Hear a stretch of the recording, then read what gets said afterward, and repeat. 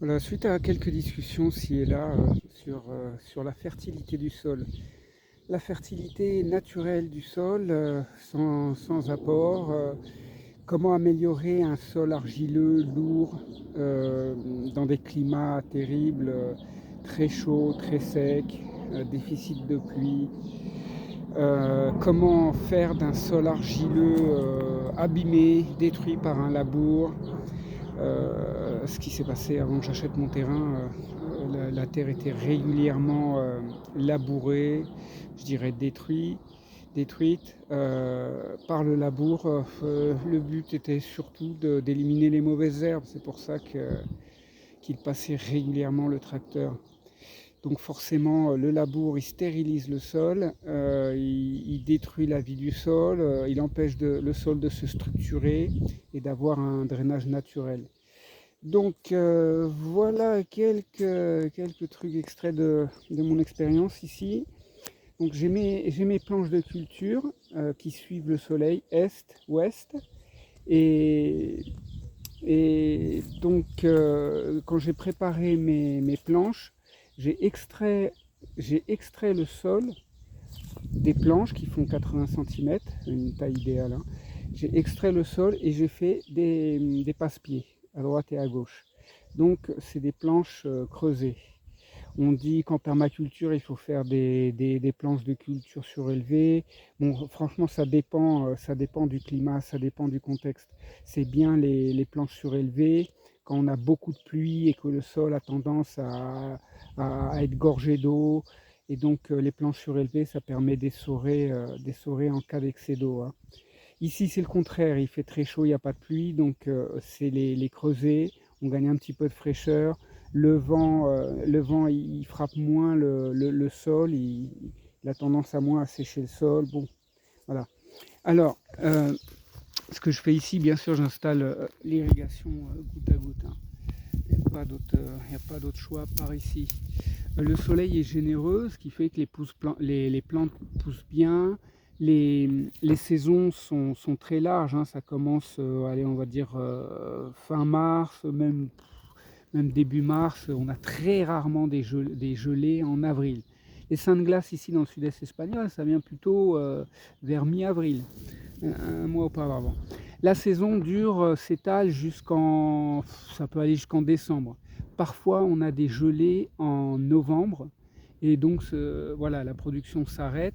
Mais en cas d'un novembre doux, on peut aller jusqu'à. J'ai même récolté des tomates en début janvier, hein, même en janvier.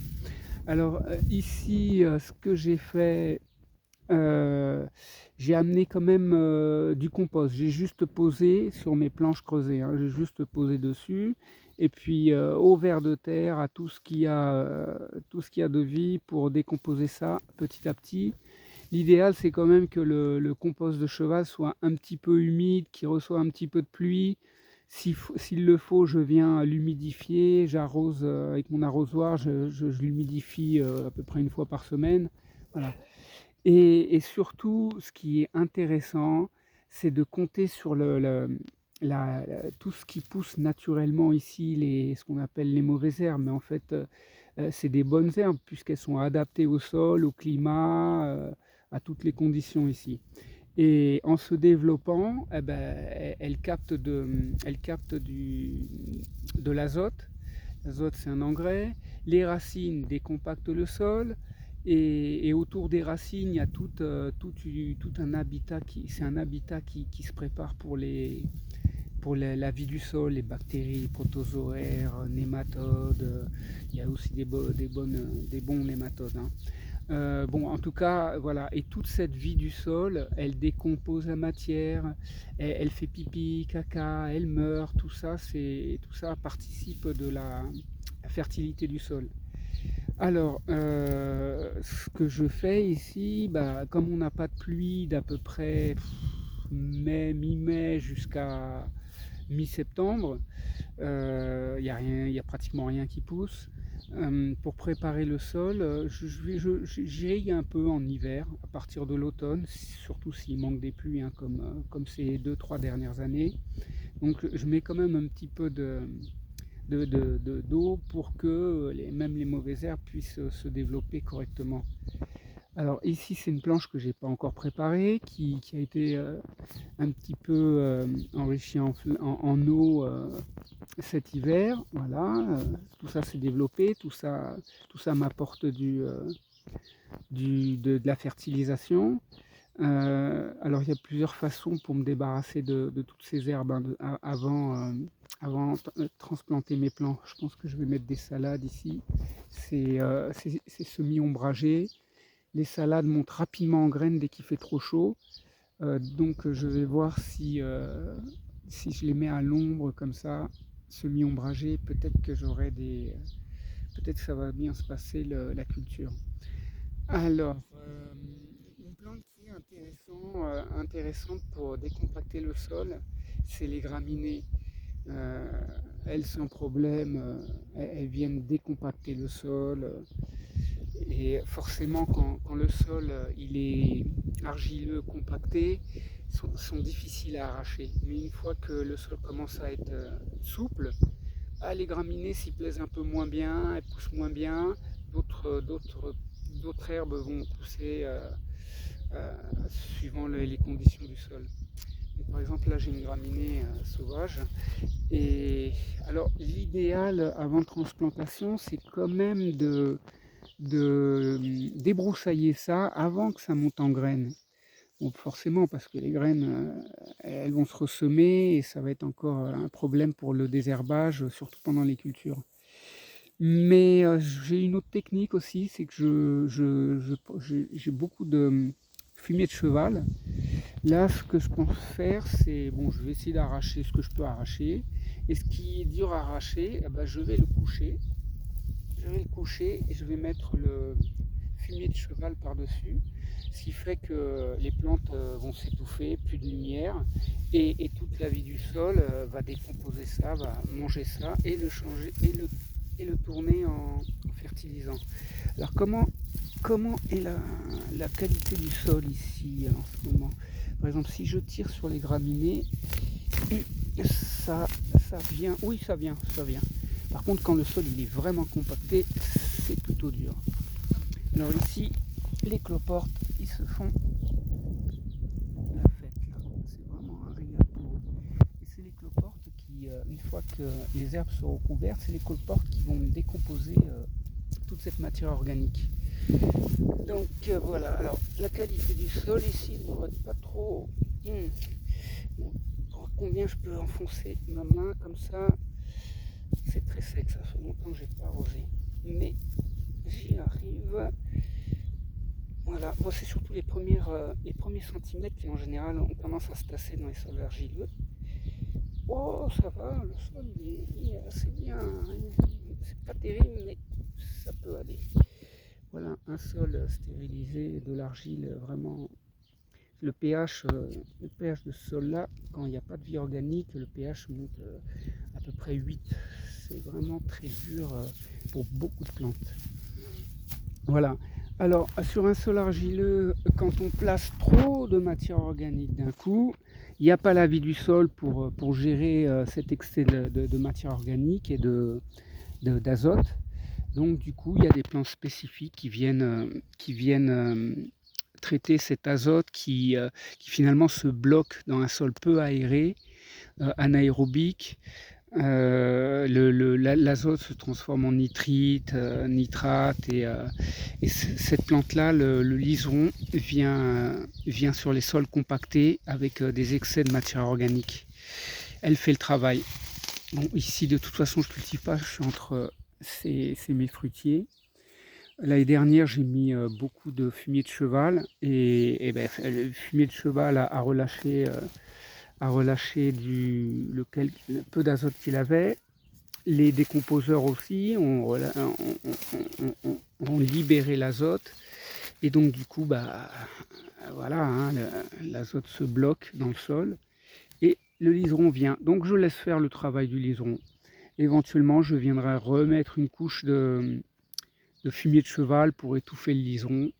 Mais de toute façon, là, il ne me gêne pas. Il fait son travail de recyclage de l'azote. Donc pour éviter j'ai une planche de culture là, j'ai pas installé l'irrigation, mais j'ai pas envie de voir, ce truc-là se transformer en jungle de la mauvaise herbe partout. Là, par exemple, les graminées ont réussi à pousser sur les passe-pieds parce que j'ai pas mis de fumier.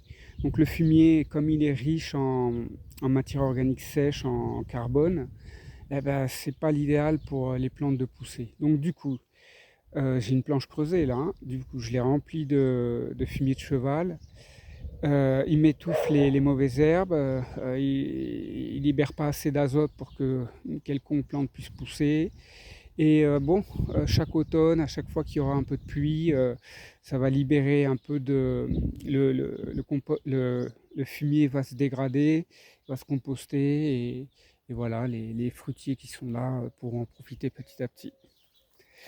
Lui, pêche de vigne, je l'ai mis quand même autour de... Il pousse pas très vite, je l'ai pas beaucoup arrosé ces dernières années. Il est un peu à l'ombre autour d'olivier là. Voilà. Et puis comme ils donnent trop de fruits, ils sont trop petits. Voilà, j'ai planté ici les blettes. J'ai mis quelques betteraves. Mes poules passent régulièrement par ici chercher les vers de terre qui raffolent de toute cette matière organique, les vers de terre. Donc ils sont sous le fumier de cheval. À nouveau ici, le fumier de cheval, il empêche les mauvaises herbes de pousser. Et voilà. Voilà une planche de culture. C'est une planche que j'ai laissée. J'ai un petit peu irrigué cet hiver de manière à ce que beaucoup de mauvaises herbes poussent.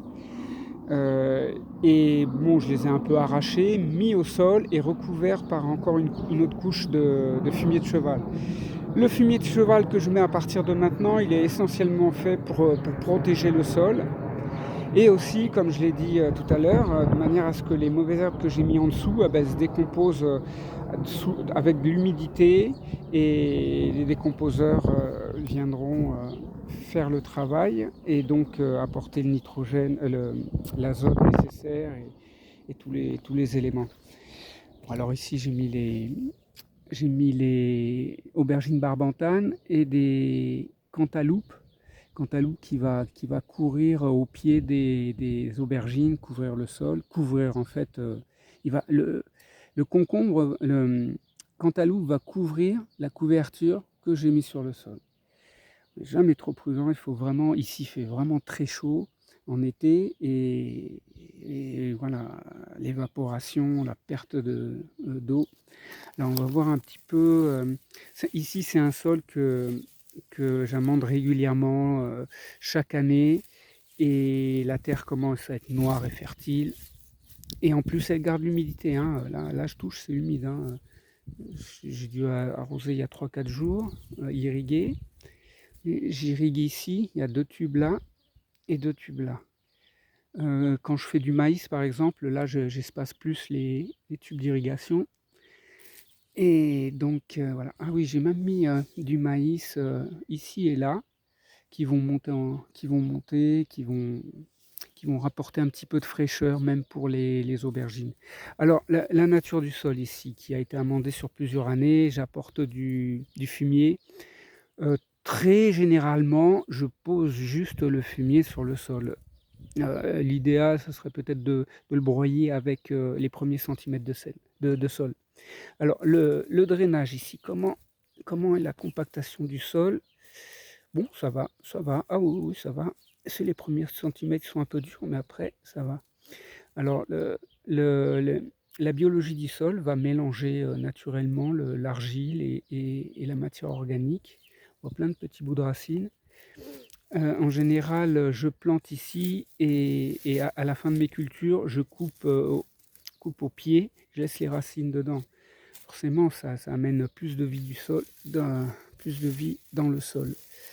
Alors, la couleur du sol ici, c'est pas une de mes meilleures planches, mais on voit quand même la différence entre un sol argileux qui vire au blanc, hein. Ici, il y a des sols qui sont tellement labourés que le sol devient blanc.